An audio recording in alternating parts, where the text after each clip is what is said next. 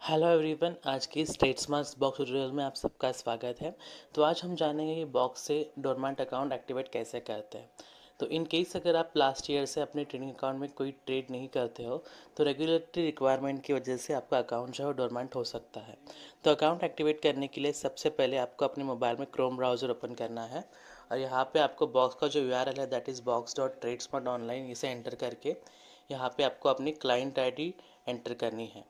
इसके बाद आपको यहाँ पे अपना पासवर्ड एंटर करना है एंड लॉगिन पे क्लिक करना है। लॉगिन पे क्लिक करते ही आपका जो बॉक्स होम पेज है वो आपको विजिबल हो जाएगा। तो यहाँ पे एक अकाउंट एक्टिवेट करने के लिए एक नोटिफिकेशन आती है जहाँ पे आपको कंफर्मेशन देना है। कंफर्मेशन देने के लिए आपको एस पे क्लिक करना है।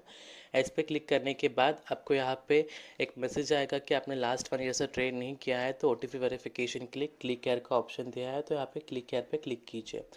क्लिक हेयर पे क्लिक करने के बाद आपको यहाँ पे OTP वेरिफिकेशन प्रोसेस कंप्लीट करनी होती है, जिसके लिए आपका जो OTP है वो आपके रजिस्टर्ड मोबाइल नंबर या फिर आपके रजिस्टर्ड ईमेल आईडी पे आता है।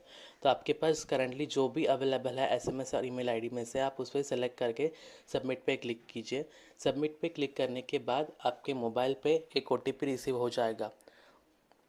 उस OTP को आपको यहाँ पे एंटर करना है। तो करंटली हम यहाँ पे OTP जो है वो एंटर करके वेरीफाई कर देंगे।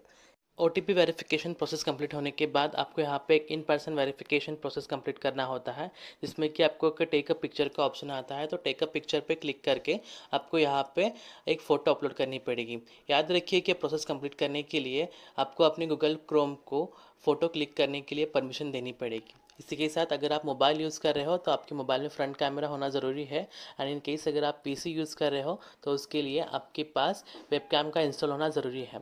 इसी के साथ ये प्रोसेस कंप्लीट होते ही आपके ईमेल पे एक रिक्वेस्ट सेंडर प्रोसेस का मेल आ जाएगा।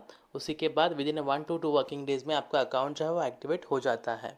Thank you.